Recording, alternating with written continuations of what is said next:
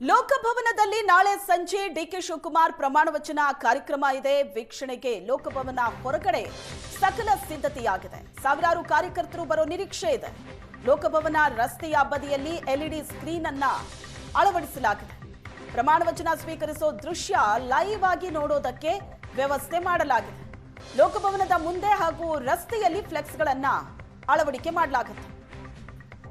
ನಾಳೆ ಸಂಜೆ 4 ಗಂಟೆಗೆ ಲೋಕಭವನದಲ್ಲಿ ಪ್ರಮಾಣ ವಚನ ಸ್ವೀಕಾರ ಕಾರ್ಯಕ್ರಮ ಇದೆ. ಅದರ ಲೈವ್ ದೃಶ್ಯಗಳನ್ನ ನೋಡೋದಕ್ಕೆ ಲೋಕಭವನದ ಹೊರಗಡೆ ವ್ಯವಸ್ಥೆ ಮಾಡಲಾಗಿದೆ. ಲೋಕಭವನದ ದೃಶ್ಯ ನೀವು ನೋಡ್ತಾ ಇದ್ರಿ. ನಾಳಿನ ಪ್ರಮಾಣ ವಚನ ಕಾರ್ಯಕ್ರಮಕ್ಕೆ ಸಿದ್ಧತೆ ಆಗ್ತಾ ಇದೆ.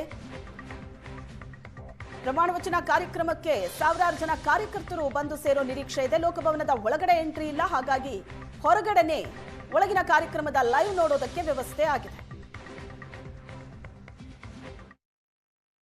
ನಾಳೆ ರಾಜ್ಯದ ಮುಖ್ಯಮಂತ್ರಿಯಾಗಿ ಡಿಕೆ ಶಿವಕುಮಾರ್ ಅವರು ಪ್ರಮಾಣ ವಚನವನ್ನು ಸ್ವೀಕಾರ ಮಾಡ್ತಾ ಇದ್ದಾರೆ.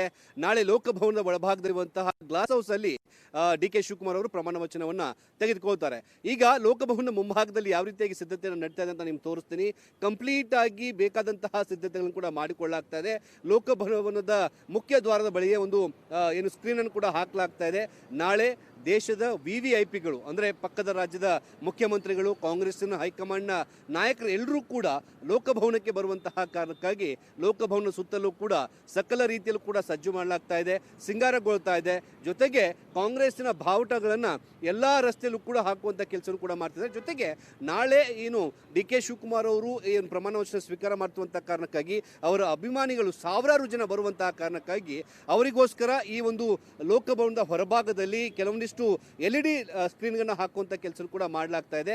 ಅಂದರೆ ಬರುವಂತಹ ಜನರಿಗೆ ಒಳಭಾಗದಲ್ಲಿ ನಡೆಯುವಂತಹ ಕಾರ್ಯಕ್ರಮದ ಲೈವ್ ವಿಜುವಲ್ಗಳನ್ನು ಅವರು ಹೊರಗಡೆ ನಿಂತು ನೋಡಬಹುದು. ಜೊತೆಗೆ ರಸ್ತೆ ಎರಡೂ ಬದಿಯಲ್ಲೂ ಕೂಡ ಬ್ಯಾರಿಗೇಟಿಂಗ್ ಹಾಕುವಂತಹ ಕೆಲಸ ಕೂಡ ಪೊಲೀಸರು ಮಾಡಿದ್ದಾರೆ. ಯಾಕಂದ್ರೆ ಯಾರೂ ಕೂಡ ನಾಳೆ ರಸ್ತೆ ಮೇಲ್ಭಾಗದಲ್ಲಿ ಬಂದು ವಾಹನ ಸಂಚಾರಕ್ಕೆ ಅಡ್ಡಪಡಿಸಬಾರ್ದು. ಜೊತೆಗೆ ವಿವಿಐಪಿ ಮೂವ್ಮೆಂಟ್ಗಳು ಇರುವಂತಹ ಕಾರಣಕ್ಕಾಗಿ ರಸ್ತೆಯನ್ನು ಯಾರೂ ಕೂಡ ತಡಿಬಾರ್ದು ಅನ್ನೋ ಒಂದು ಕಾರಣಕ್ಕಾಗಿ ರಸ್ತೆ ಎರಡೂ ಬದಿಯಲ್ಲೂ ಕೂಡ ಬ್ಯಾರಿಗೇಟಿಂಗ್ ಮಾಡಲಾಗಿದೆ.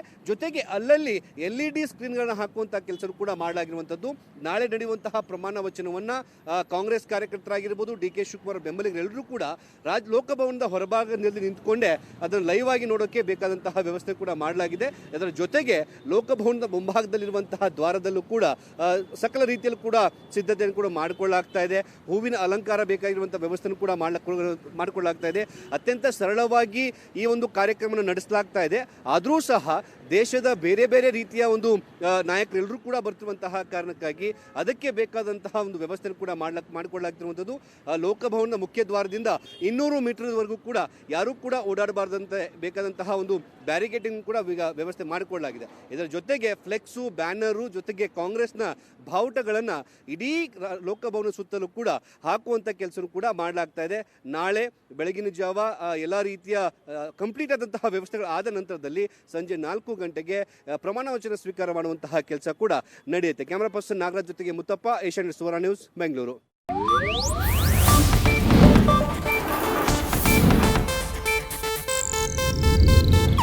ಇದು ಏಷ್ಯಾನೆಟ್ ನ್ಯೂಸ್ ನೆಟ್ವರ್ಕ್ ಪ್ರಸ್ತುತಿ.